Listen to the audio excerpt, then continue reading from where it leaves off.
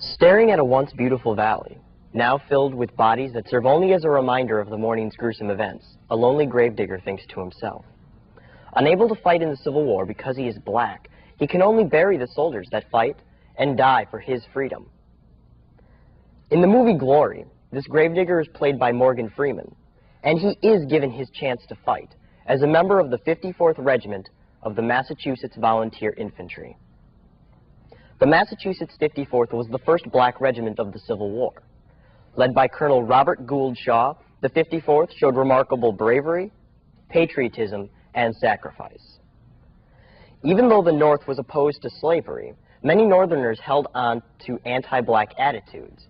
Because of these attitudes, the 54th was given dangerous assignments and equipped with substandard or even broken equipment. Wearing shoes no better than wrapped cloth, tattered uniforms that did little or nothing to ward off the cold, and using guns that would misfire every other shot, the 54th still proved to be one of the bravest regiments in the Civil War. On top of their bravery, the members of the Massachusetts 54th exhibited the highest levels of patriotism. Despite the racism and other struggles they faced, they were proud to wear their uniforms and to carry the Union flag into battle. Their patriotism can best be seen when one observes the number of deserters from this regiment. None. Despite the thousands of desertions suffered by many other regiments on the northern side, not a single soldier deserted from the Massachusetts 54th. I have spoken so far of bravery and of patriotism, but it is the sacrifice of the 54th that has etched them into the pages of history. The sacrifice occurred during the assault on Fort Wagner in 1863. This heavily guarded Confederate fort lay on the beaches of South Carolina, nearly unapproachable. A frontal assault was needed to weaken the fort enough to allow for a full-scale attack. It was a suicidal mission, but the 54th volunteered for it. They were the first regiment to storm Fort Wagner, and so would suffer the highest casualties. Rushing forward, they reached the fort well before any reinforcements that were supposed to back them up. Believing the reinforcements to be close behind, the 54th attacked Fort Wagner and found nothing but the enemy. When the charge was over, more than 250 soldiers from the regiment had been killed, wounded, or captured.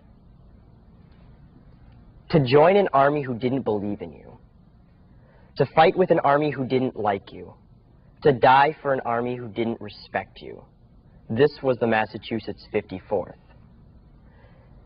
Today, they lay where they died, on the beaches of South Carolina. Colonel Shaw and his men were piled together in a mass grave, which has since been covered by the shifting tides of the Atlantic. A small statue stands in Boston, a reminder of their sacrifice. Bravery, patriotism, and sacrifice. These are qualities of the Massachusetts 54th. With the help of their efforts, along with all of the other black regiments that followed, slavery did eventually come to an end. In the movie Glory, Morgan Freeman talks of his chance to fight for the freedom of his own people. The 54th grasped this chance. They fought for it, and they eventually died for it. In the words of Union General Truman Seymour, "On every inch of the sands in front of Fort Wagner will be forever traced in undying glory the story of the determination and courage of the Massachusetts 54th.